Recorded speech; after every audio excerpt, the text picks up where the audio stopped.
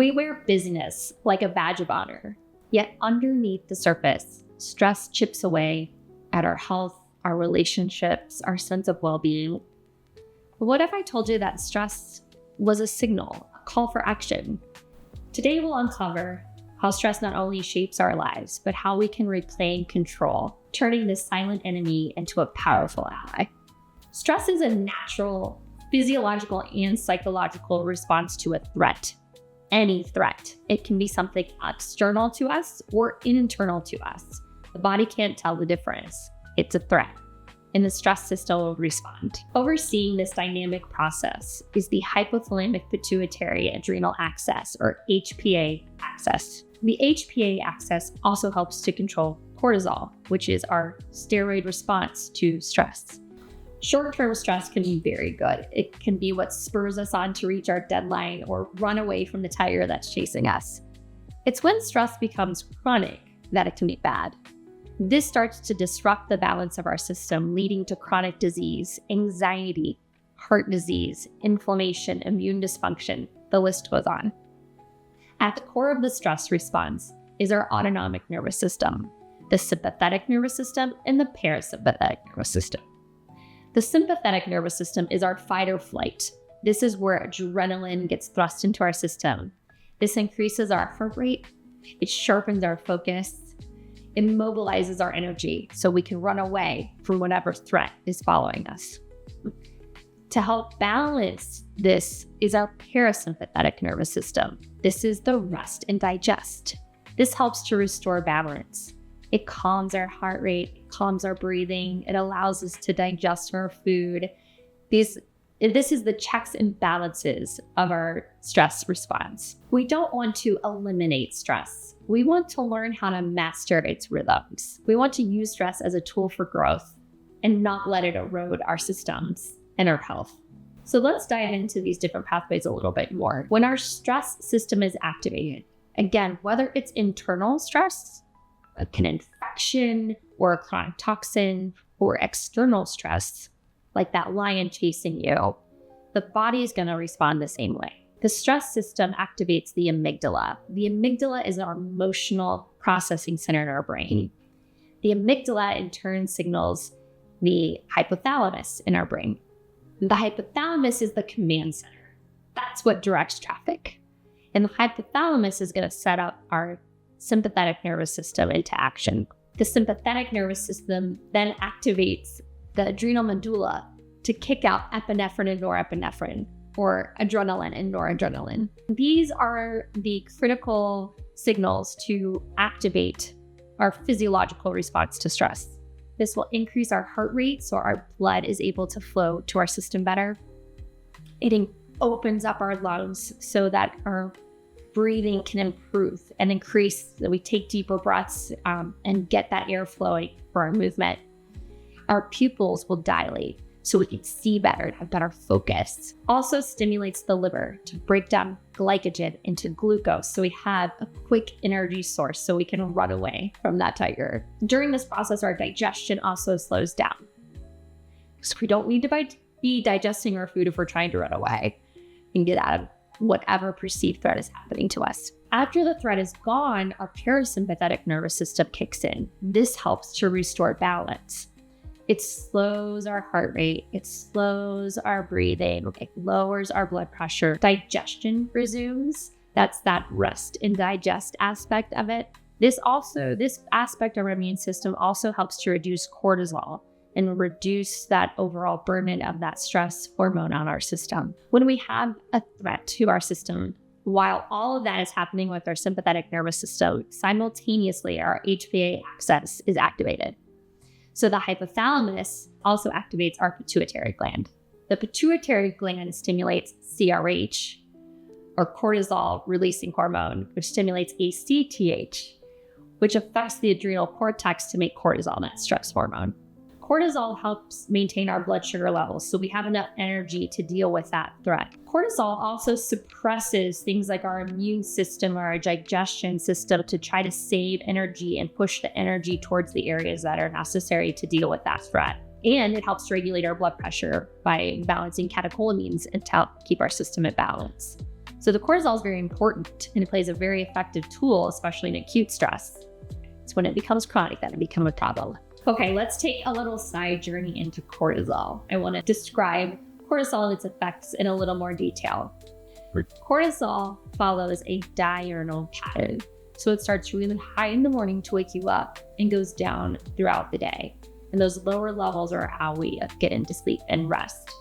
That's a typical pattern as it is. It usually peaks around 6 to 8 a.m. in the morning. This is called a cortisol awakening response. And then it filters out throughout the day. Now, those of us with chronic stress, even that background stress that we're not always acknowledging, can really affect this pattern. So, for example, if we don't have that cortisol awakening response in the morning to wake us up, we can feel really groggy in the morning and it's hard to wake up and it's hard to get out of bed and it's hard to move. If the cortisol is too high during the day, we can feel wired but tired, kind of that revved up, anxious feeling, but also tired at the same time.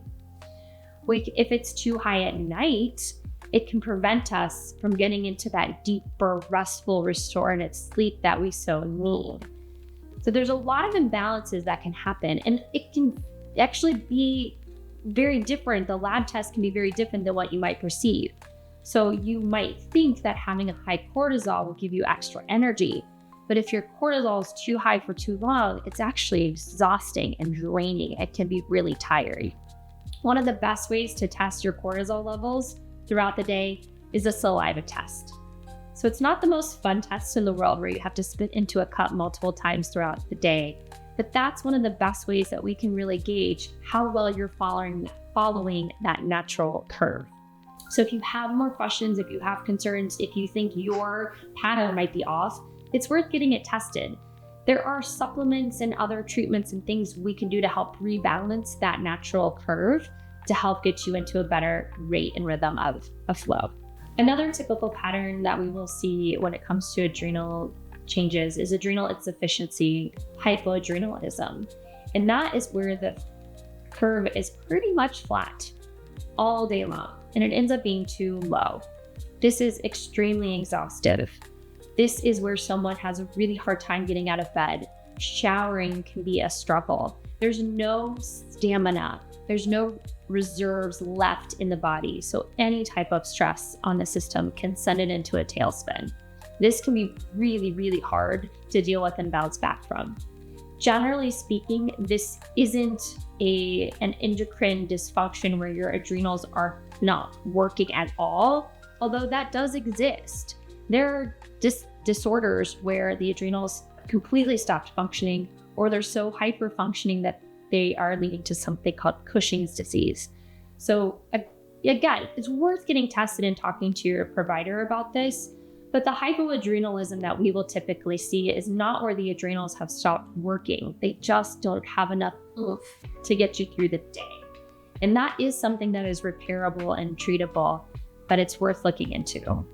So I dive into cortisol in a little more detail to give you a better idea of what a normal cortisol pattern is like throughout the day.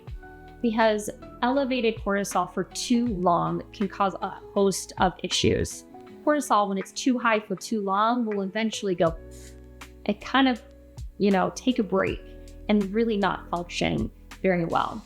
That high cortisol for too long can lead to things like insulin resistance and weight gain, especially around the midline. That tends to be where the weight accumulates in this disorder. It can lead to impaired immune function. Cortisol suppresses the immune system. So high cortisol for too long makes it really hard to fight off infections.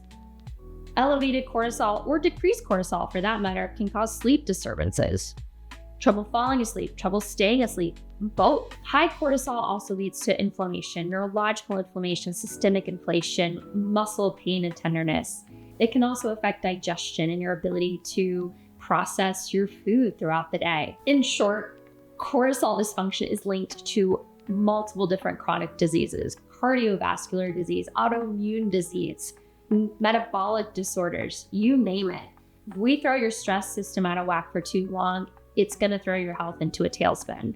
Our bodies are not designed to be in chronic fight or flight. They are designed to have that lion chasing you but then have that break and rest and recovery afterwards. And if we don't give it the recovery, we run into issues. So many of us are stuck in this fight or flight. And most of us, to be honest, we don't even realize it anymore. There's this chronic background stress that we have just become accustomed to, and it becomes our normal. So if you ask someone how stressed they are, they don't even realize or acknowledge that they are stressed because it doesn't register anymore that that's what that is. But that can be a big problem, and we need to at first acknowledge that there is stress in our lives. When we can identify the stress triggers in our lives, that's the first step for us to be able to help to balance them and reset the system. What are your personal responses to stress? Do you reach for a chocolate bar? Do you stop responding to your friends' text messages? Do you doom scroll? When I am at home and starting to see those increased levels of background stress that I'm not even acknowledging, I tend to get kind of a scowl on my face. And my kids will ask me if I'm angry. I'm not angry. I'm not upset. I'm stressed. And it's, become a running joke in the family. But that little glimpse into how my body responds to stress actually helps me acknowledge it much faster, so I can do something about it much faster. So I'm not being a grump to my kids for no good reason. So what do we do? What do we do about all of this stress? The first thing I want to try to prevent is making stress management another box on our to-do list, because that just adds more stress to the system. We've got to figure out ways to incorporate regular daily stress management, easy bite-sized morsels, so that we can relieve some of that stress, build in some relaxation. So we're constantly helping to balance the system. So I have some really great, easy tools and tips to help with this. One is called box breathing. There's several different iterations of this. I like to remember 4 and 8 because in my brain, it just helps me remember this. But if you breathe in through your nose for 4 and out through your mouth through 8, that alone will instantly help to calm your system. So try it with me. Right.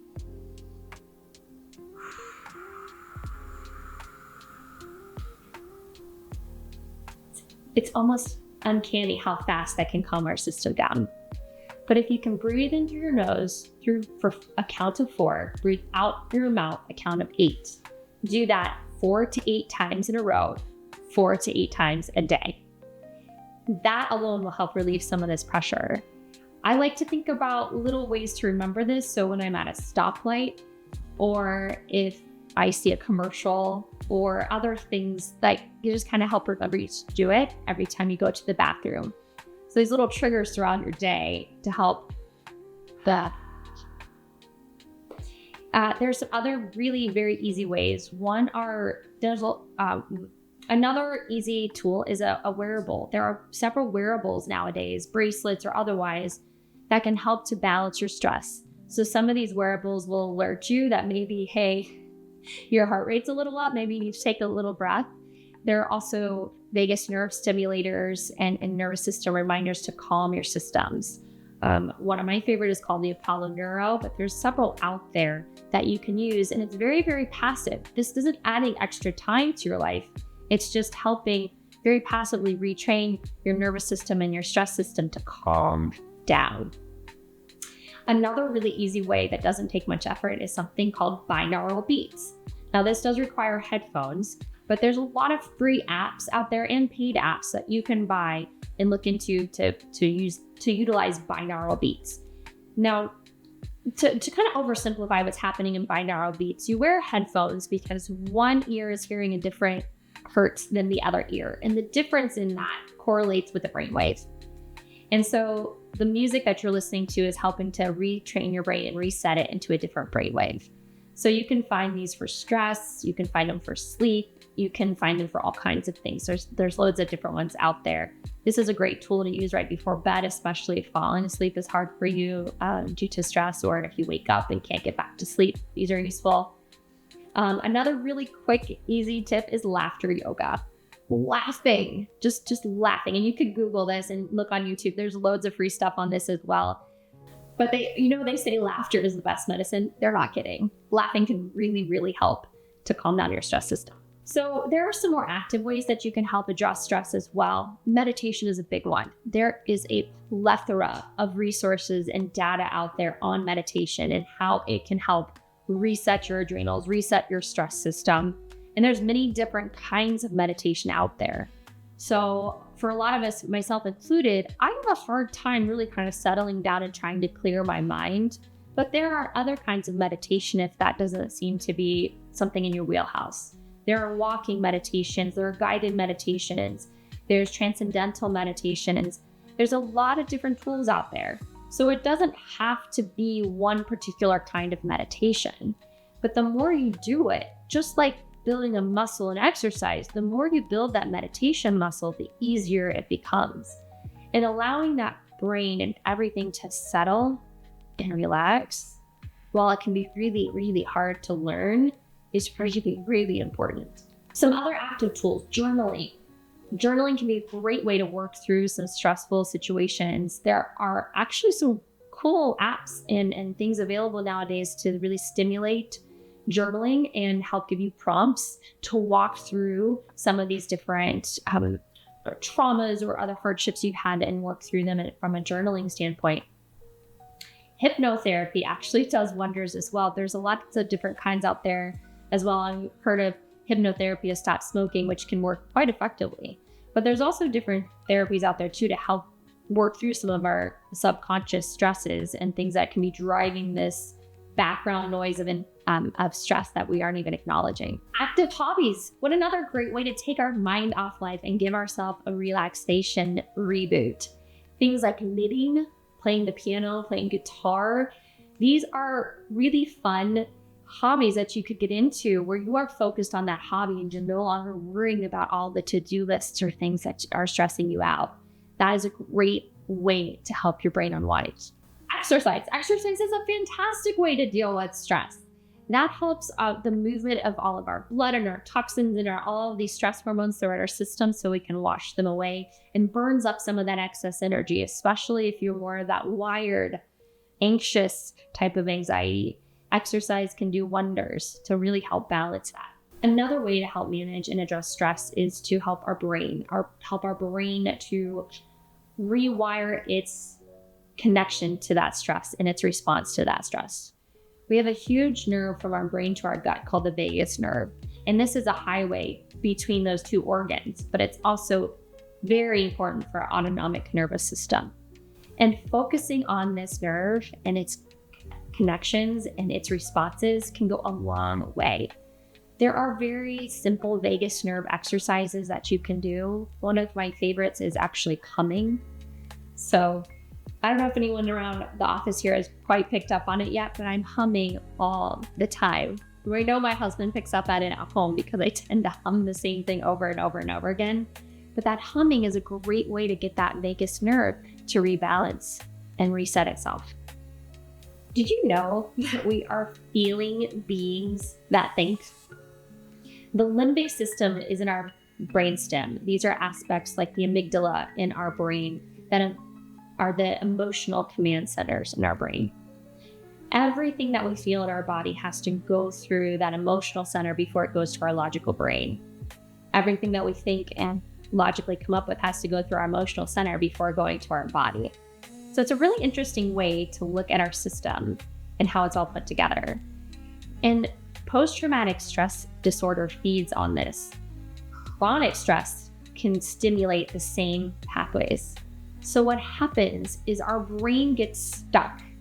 It thinks it's healing us. It thinks it's supporting us.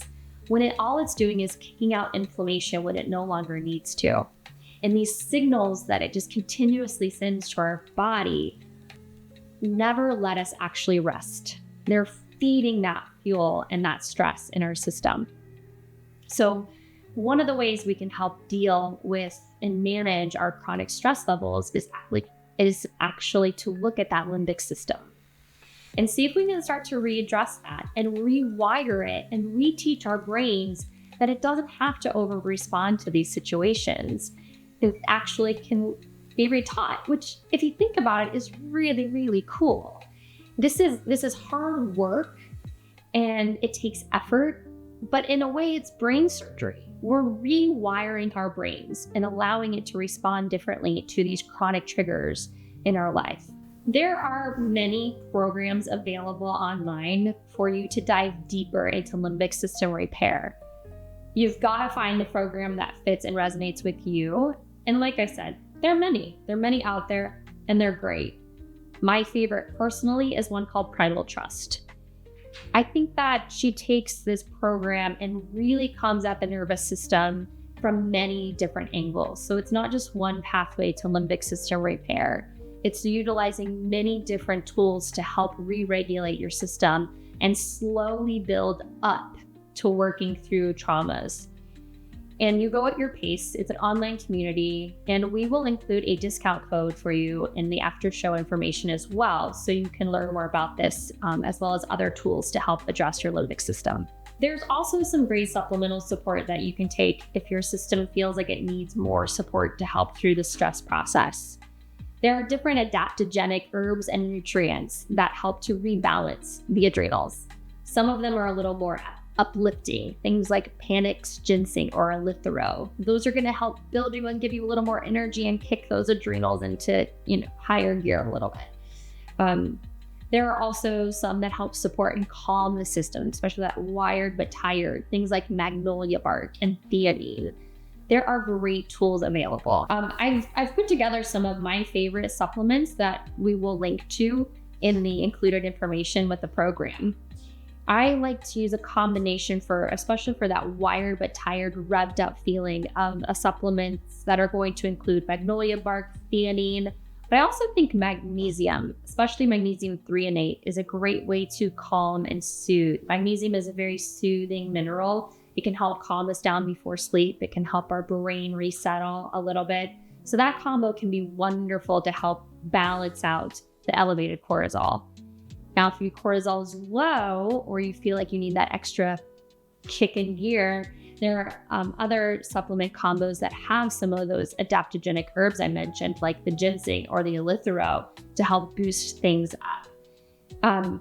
Sometimes I will use these in combination. So if somebody, for example, has that low cortisol where it's too low all day long, and then at night it's almost too high where you can't sleep very well and you don't get into that deep restful sleep, I will use the uplifting adrenal adaptogenic herbs in the morning, maybe a little less at lunch, and then in the evening we'll use those wired but tired, calming, soothing adaptogenic herbs to help to reset the system.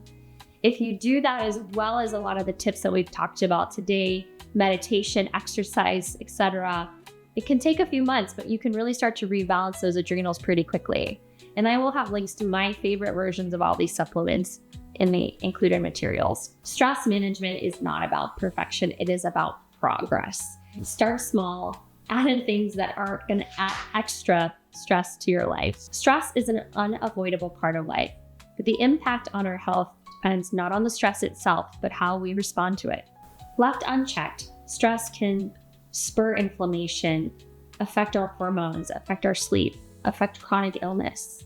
The good news is we have the power to help affect our stress response, to shift from simply surviving to thriving by starting with small forward steps.